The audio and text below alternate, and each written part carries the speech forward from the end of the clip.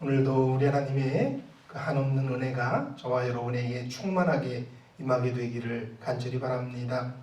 저는 오늘 창세기 5장 1절에서 24절의 말씀을 가지고 은혜를 나누기를 원합니다. 먼저 제가 본문의 말씀을 읽도록 하겠습니다. 이것은 아담의 계보를 적은 책이니라. 하나님이 사람을 창조하실 때에 하나님의 모양대로 지으시되 남자와 여자를 창조하셨고 그들이 창조되던 날에 하나님이 그들에게 복을 주시고 그들의 이름을 사람이라 일컬으셨더라. 아담은 130세에 자기의 모양 곧 자기의 형상과 같은 아들을 낳아 이름을 셋이라고 하였고 아담은 셋을 낳은 후 800년을 지내며 자녀들을 낳았으며 그는 930세를 살고 죽었더라.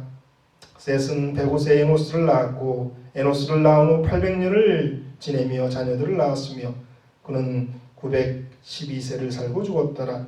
에노스는 90세에 게난을 낳았고 게난을 낳은 후 815년을 지내며 자녀를 낳았으며 그는 905세를 살고 죽었더라. 게난은 70세에 마할랄레를 낳았고 마할랄레를 낳은 후 840년을 지내며 자녀들을 낳았으며 그는 910세를 살고 죽었더라. 마할랄레는 65세에 아레를 낳았고 아렛을 낳은 후 830년을 지내며 자녀를 낳았으며 그는 895세를 살고 죽었더라.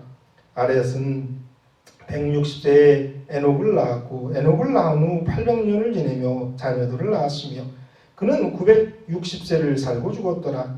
에녹은 65세에 무드셀라를 낳았고 무드셀라를 낳은 후 300년을 하나님과 동행하며 자녀를 낳았으며 그는 365세를 살고 살았더라. 에녹이 하나님과 동행하더니 하나님이 그를 데려가심으로 세상에 있지 아니하였더라. 아멘. 창세기 5장 1절에서 5절까지 아담에 대한 이야기가 나옵니다.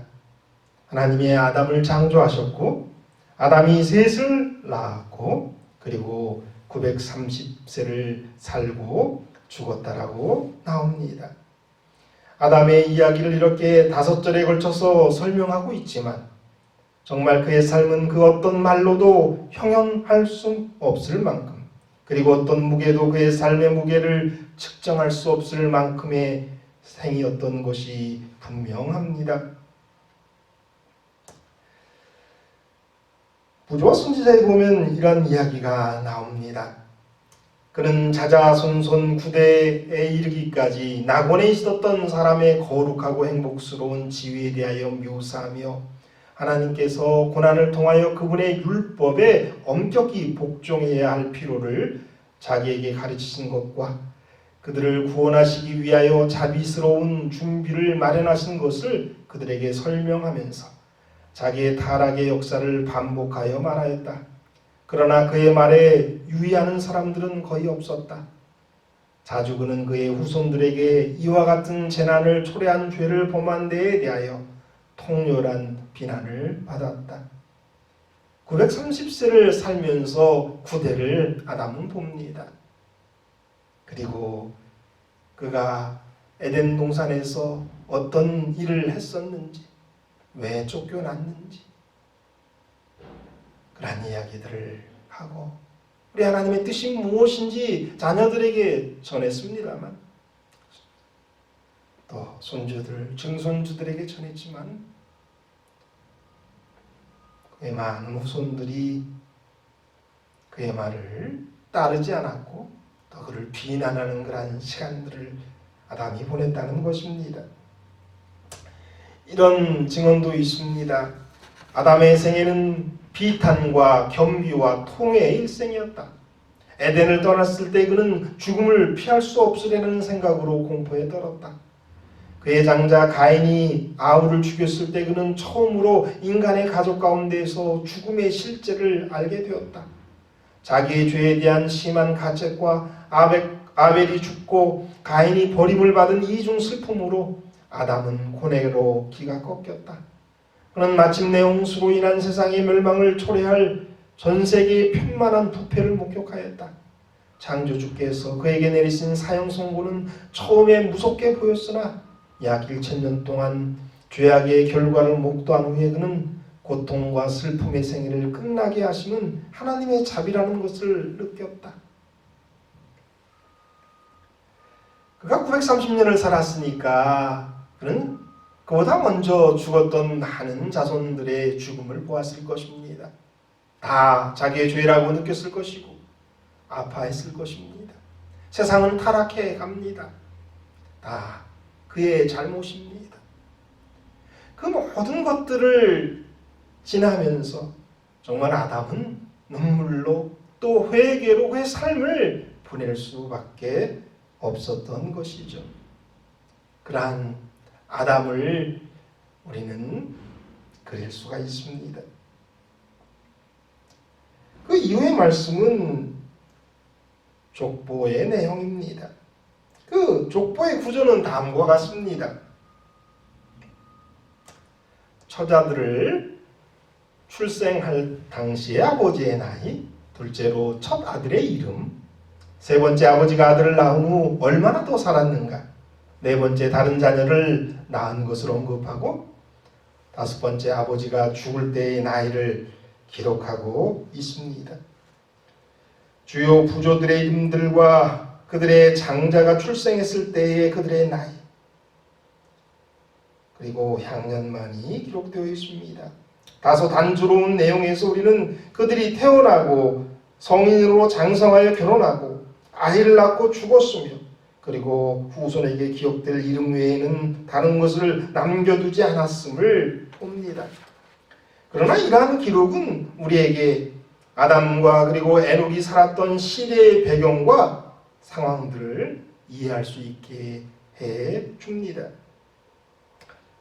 아담 중심으로 해서 오늘 살펴본 인물들과 관련되어서 연도로 계산하면 이런 도표를 그릴 수 있습니다. 아담이 130세에 셋을 낳습니다. 235세 때는 손자 에노스를 봅니다. 325세 때에는 4대 손인 증손자 게나를 봅니다. 395세 때는 5대 손인 마랄레를 봅니다. 460년에는 6대 손인 아렛을 봅니다. 622세 되었을 때에는 7대 손인 에녹을 봅니다. 687세 때에는 8대 손인 무드셀라를 보고 그가 874세가 되었을 때 9대 손인 라벡을 봅니다. 그리고 930세에 죽는데 그가 죽은 다음에 69년 후에 우리가 잘 아는 노아가 출생하게 됩니다. 우리는 오늘 창세기 5장에 나와 있는 그러한 그 계보들을 통해서 이러한 것들을 우리가 알아낼 수가 있습니다. 우리의 기록들을, 우리의 이름들을 이 족보에다 계속 기록해 간다면 우리는 여기에다 무엇을 더 남길 수 있을까요? 에녹처럼 아니면 노아처럼 무엇인가를 더할 믿음의 사람으로 살 것인가? 아니면 그저 태어남과 자녀를 낳음, 죽음으로 기록될 수밖에 없는 삶을 살 것인가? 우리 자신들을 돌아봐야 될 줄 압니다. 에녹은 다른 아담의 후손의 기록과는 다른 기록들을 가지게 됩니다. 태어난 것도 같습니다. 아들을 낳은 것도 같습니다. 후에 자녀들을 낳은 것도 같습니다. 그런데 두 부분의 특별한 내용이 첨가되고 맙니다. 에녹의 아버지 야렛과 에녹의 기록을 한번 비교해 보십시다. 여기 야렛은 162세에 에녹을 낳았고 똑같습니다. 에녹은 65세에 무드셀라를 낳았고 에녹을 낳은 후에 800년을 지내며 자녀를 낳았으며 무드셀라를 낳은 후 300년을 하나님과 동행하며 자녀들을 낳았으며 그는 962세를 살고 죽었더라. 그는 365세를 살았더라. 여기 빨간 글씨로 다른 두 부분을 여기 보여주고 있습니다. 지내는 삶과 하나님과 동행하는 삶이 다른 것을 보게 되죠. 그리고 그 결과가 완전히 달라지는 것을 보게 됩니다. 에녹의 아버지 야렛은 살고 죽었고 에녹은 살았더라라고 하는 그러한 말씀으로 그의 기록이 적혀 있는 것을 보게 됩니다. 아담의 죽음이 헛되지 않았다라는 것 우리가 알 수 있습니다. 아담의 죽음과 그의 믿음의 계보를 잇는 자녀들의 죽음이 헛되지는 않았을 것입니다. 그러나 다른 삶의 하나의 예로 보여지고 있는데 살았더라라고 하는 이 단순한 기록으로 에녹은 이 세상의 삶을 끝내고 영원히 하늘에서 이어지는 연속되는 그런 삶이 있음을 보여주었다라는 거예요. 연속적으로 계속 살았다라는 것입니다. 반대로 가인의 계보에는 태어남은 있지만 죽었더라는 기록조차 없습니다.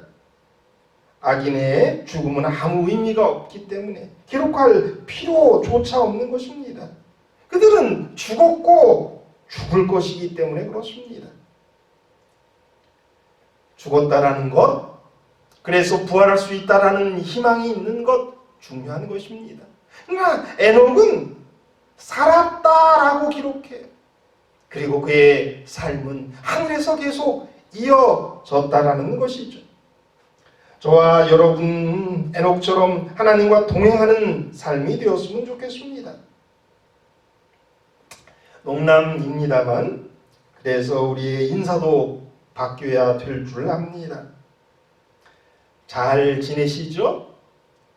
이건 우리가 평상시에 하는 그러한 인사죠. 그러나 잘 지내는 것 의미가 없습니다. 하나님과 동행하는 것이 중요하죠. 하나님과 잘 동행하시죠? 사랑하는 여러분, 우리도 바쁜 세상에서 살다 보면 그냥 지나다 마는 우리의 생이 될 수 있습니다. 그러나 에녹은 달랐습니다. 에녹은 하나님과 동행하는 삶을 살았습니다. 저와 여러분도 예수님 만날 때까지 우리 하나님과 동행하는 그러한 삶을 살게 되기를 간절히 바랍니다. 에녹의 삶은 우리 하나님과 동행하는 삶이었다라고 성경은 말하고 있습니다. 아모스 3장 3절에 보면 두 사람의 뜻이 같지 않는데 어찌 동행하겠느냐라고 하는 말씀이 있습니다. 뜻이 같아야, 뜻이 맞아야, 합의하지 아니하고서야 동행할 수는 없습니다. 에녹은 하나님과 뜻이 맞았고요. 약속을 했고요. 그래서 같이 걸어갈 수 있었습니다. 하나님과 동행한다는 것은 내가 하나님께 맞추어서 걸어가는 것입니다. 하나님과 동행한다는 것은 하나님께서 나와 함께 걸으시고 싶어 하실 때에 가능한 것입니다. 그러니까 두 마음이 맞아야 하는 것이죠. 제가 아무리 우리 하나님과 함께 걷고 싶어도 우리 하나님이 저와 걷고 싶은 마음이 없다면 그것은 동행이 될 수 없습니다. 그래서 정말 하나님께 맞추어야 할 뿐만 아니라 정말 하나님이 나와 함께 동행하고 싶어하는 그러한 자들이 되어야 한다는 것이죠.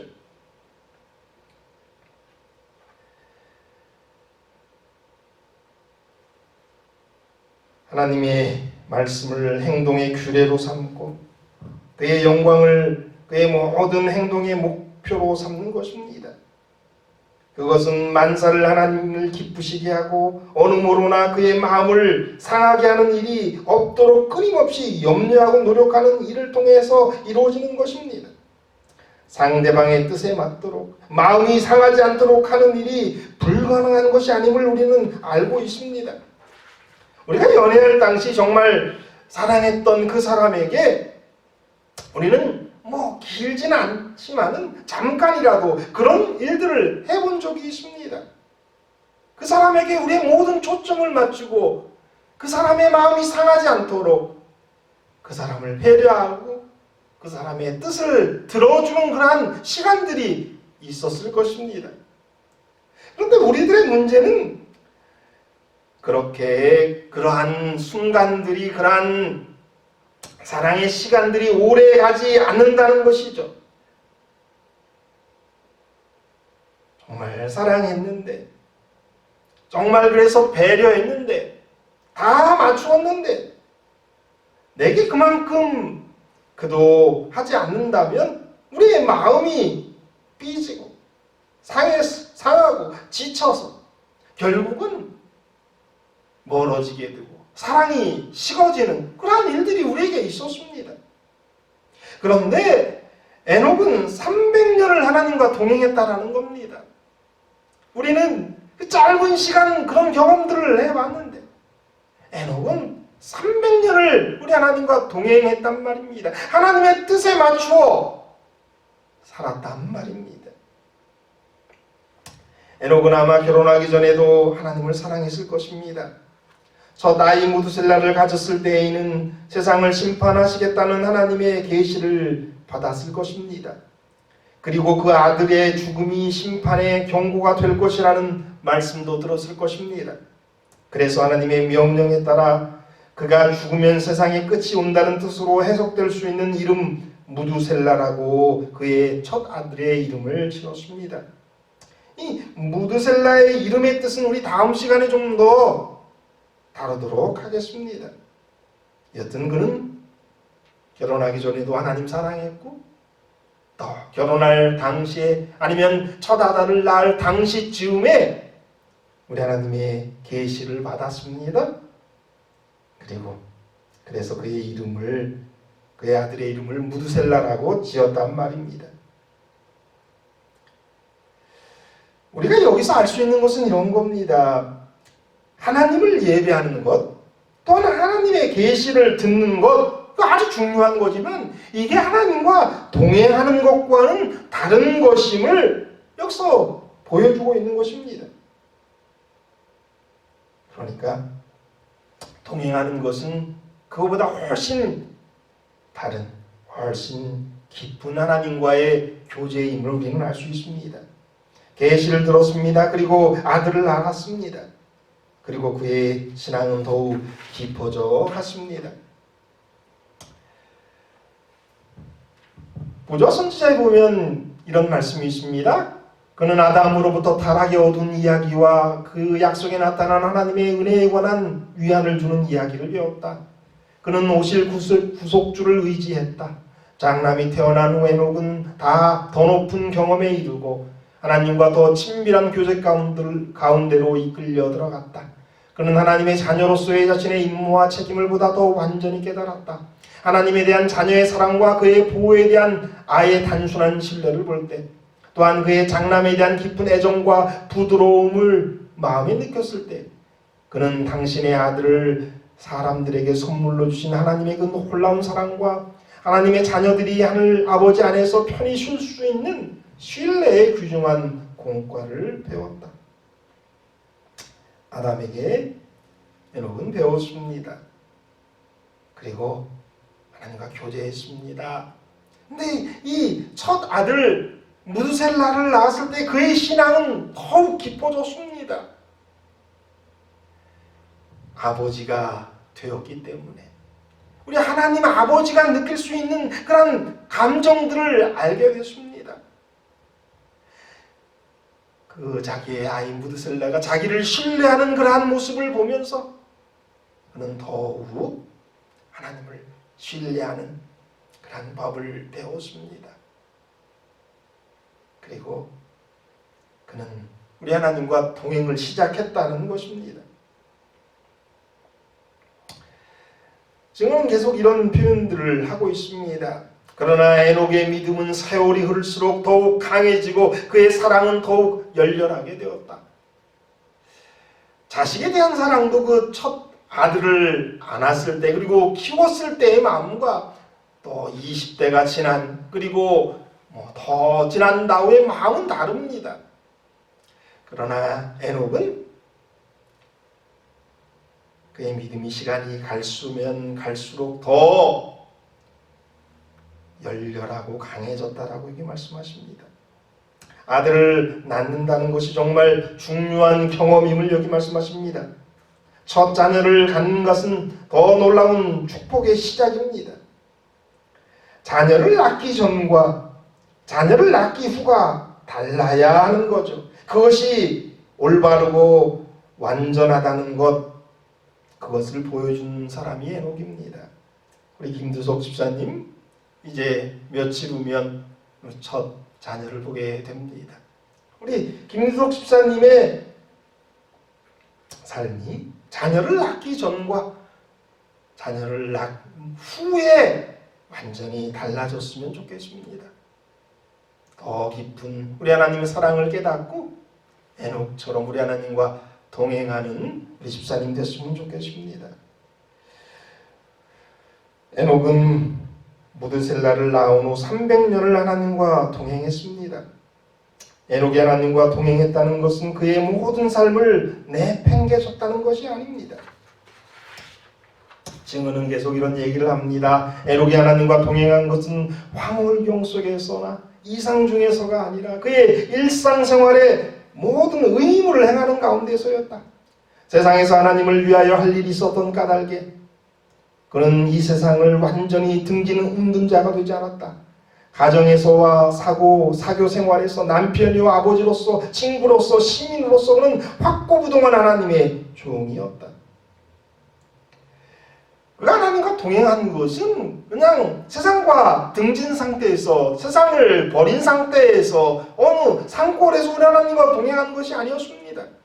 그는 아버지로서의 삶을 살았습니다. 그는 아들로서의 삶도 살았을 것입니다. 그는 친구로서 시민으로서 살아갔습니다. 그러나 여기 말씀하시기를 그는 하나님을 위해서 또한 할 일이 있었기에 이 세상에 살았다라는 거예요. 세상을 완전히 등지지 않았다라는 겁니다. 동행하는 것, 우리의 삶 가운데서 하는 겁니다. 에녹이 그의 삶 가운데서 300년을 우리 하나님과 동행했던 것처럼 저와 여러분도 우리의 삶 가운데에서 우리 하나님과 동행하시게 되길 바랍니다. 그럴 수 있다라는 예를 보여준 사람이 에녹입니다. 아까도 잠깐 살펴보았지만은 그는 세상에서 하나님을 위하여 할 일이 있었습니다. 그래서 그는 전도자의 삶을 살았고 그는 선지자의 삶을 살았던 것을 우리는 보게 됩니다. 에녹은 의의 전도자가 되어 하나님께서 그에게 계시한 바를 백성에게 알렸다. 주를 두려워한 자들은 이 거룩한 사람을 찾아와 그의 교훈을 받고 그와 함께 기도하였다. 에녹 당시에 분명히 하나님을 믿고 따르고 예배하는 사람들이 있었습니다.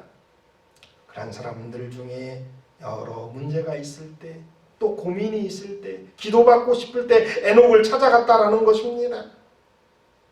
또 이런 말씀도 증언은 말하고 있습니다. 그는 또한 공적으로도 일하며 경고의 말씀을 듣고자 하는 모든 자에게 하나님의 기별을 전하였다.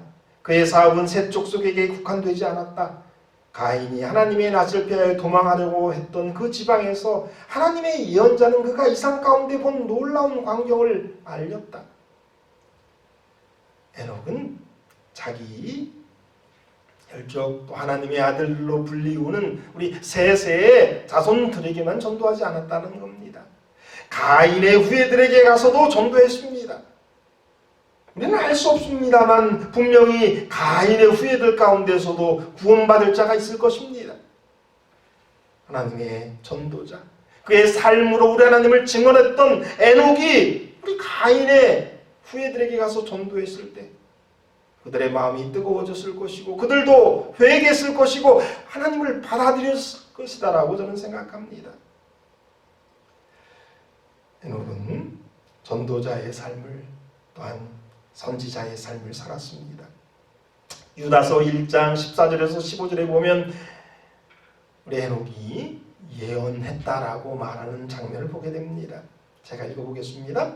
아담의 7대 손 에녹이 이 사람들에 대하여서도 예언하여 이르되 보라 주께서 그 수많은 거룩한 자와 함께 임하셨나니 이는 무사람을 심판하사 모든 경건치 않은 자가 경건하지 않게 행한 모든 경건하지 않은 일과 또 경건하지 않은 죄인들이 주를 거슬려 한 모든 완악한 말로 말미암아 그들을 정죄하려 하심이라 하였느니라.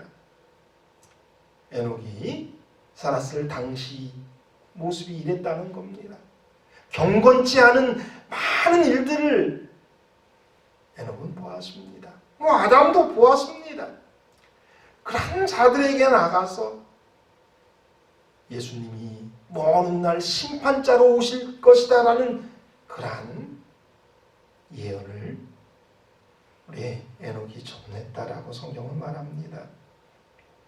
우리도 우리 하나님과 동행하기를 원하기 때문에 우리 하나님을 위해서 해야 될 일들이 이 세상에 있는 것이고 그것이 바로 전도자적 삶, 또 선지자적 삶, 그리고 모본을 보여주는 그러한 삶, 그러한 삶을 우리도 에녹처럼 살아야 하는 것을 우리는 보게 됩니다. 그러다가 에녹은 승천을 합니다. 에녹은 하나님과 함께 살다가 사라졌다. 하나님께서 그를 데려가신 것이다. 하나님께서 에녹을 승천하실 때에는 아마 가장 적당한 때였을 것입니다. 아담이 죽기 전에 하나님께서 에녹을 데려가셨다면 아담의 마음이 많이 상했을 것 같습니다. 그래서 우리 하나님께서 아담을 배려하시기 위해서 아담이 죽은 다음에 에녹을 데려가셨습니다. 아담이 죽은 뒤에 아담의 후손들이 하늘을 사모할 수 있도록 아담이 죽어 이제 더 이상 에덴에 대해서 이야기해 줄 사람이 없을 때에 하나님의 사랑과 용서가 무엇인지 자신의 체험을 말해 줄 수 있는 사람이 없을 때에 하나님께서 한 사람을 하늘로 데려가심으로써 계속해서 하늘의 소망이 이 땅에서 사라지지 않게 되기를 원하셨기 때문에 우리 하나님께서는 에녹을 승천시키셨습니다. 에녹의 승천을 통해서 인생이 죽음으로 끝나는 것이 아니고 소망 중에 살아갈 수 있도록 하신 것입니다. 그리고 또한 에녹이 전한 심판에 대한 확증을 보여주신 것입니다. 계속해서 새 에덴을 꿈꾸도록 하셨던 것입니다.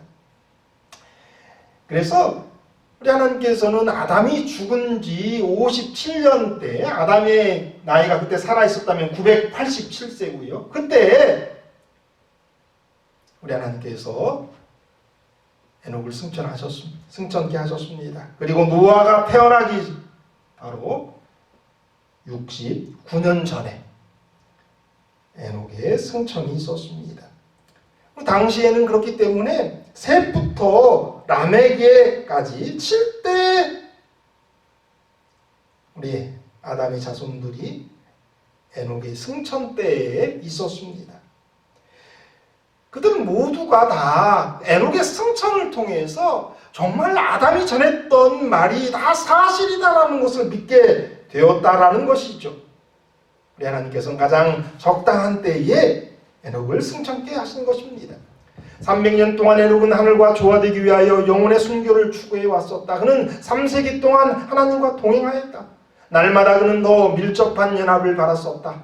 그 교통은 점점 더 가까워졌으며 마침내 하나님께서 그를 당신 곁으로 데리고 가셨다. 그는 영원한 세계의 문호 위에 섰었고 그와 축복의 나라는 한 걸음 사이였다. 이제 그 문이 열리고 지상에서 그처럼 오랫동안 이루어졌던 하나님과의 동행은 계속되었다. 그는 거룩한 도성의 문을 통과하였다. 그는 인간으로서 하늘에 들어간 첫째 사람이 되었다. 증언은 또 이런 얘기를 합니다. 지상에서 그가 없어진 것이 느껴졌다. 날마다 들려오던 그의 경고와 교훈의 음성은 없어졌다. 악인과 의인 양편에서 그가 지상을 떠나는 장면을 목격한 사람들이 있었다. 그냥 갑자기 내려가신 것이 아니라 우리 하나님께서 그의 승천을 몇 사람들이 악인 편에서나 의인 편에서나 볼 수 있게 하셨다라는 것입니다. 사람들은 하나님의 율법을 순종하는 것이 가능하며 죄 많고 부패한 자들 가운데 살 때라도 그들이 하나님의 은혜로 말미암아 유혹을 물리치고 순결하고 거룩하게 될 수 있다는 가르침을 받았다. 그들은 그의 모분 가운데에서 그런 생애의 복됨을 보았다. 그리고 그의 승천은 순종하는 자는 기쁨과 영광과 불멸의 생명을 상급으로 받고 범법자는 정죄와 재앙과 죽음의 판결을 받는다는 장래에 관한 그의 예언이 진리라는 증거였다. 히브리서 11장 5절에 보면 우리가 잘 아는 말씀이 있습니다. 믿음으로 에녹은 죽음을 보지 않고 옮겨졌으니 하나님이 그를 옮기심으로 다시 보이지 아니하셨느니라. 그는 옮겨지기 전에 하나님을 기쁘시게 하라는 자라하는 증거를 받았느니라. 에녹의 삶은 이처럼 하나님과 인간 사이에 생긴 죽음의 장벽을 뛰어넘어 영생에 갈 수 있는, 영생으로 갈 수 있는 것에 대한 최고의 간증, 최고의 증거가 된 것입니다. 오늘 말씀의 중요한 핵심은 무엇일까요? 우리도 에녹처럼 하나님과 동행할 수 있다는 사실입니다. 동행은 하나님과 같이 걸어가는 겁니다. 그래서 동행은 하나님을 기쁘시게 할 때 가능한 것입니다. 동행은 믿음이 있어야 가능한 것입니다. 동행은 뜻이 같아야 가능한 것입니다. 동행은 자식을 낳으면서 하나님의 사랑을 깊이 느꼈을 때에 가능한 것입니다. 동행은 그의 삶을 그냥 지내는 게 아닐 때에 가능한 것입니다. 동행은 사실 쉬운 것은 아닙니다. 그러나 불가능한 것도 아니죠. 우리의 짧은 생애 가운데서도 동행했던 그런 경험들이 있고, 에녹은 300년을 우리 하나님과 동행했다라고 우리에게 말씀하시기 때문에 동행이 불가능한 것이 아니다라는 것 우리는 압니다. 이제 우리가 에녹처럼 우리 하나님과 동행해야 할 때입니다. 예수님 오실 때까지 동행해야 될 줄 압니다.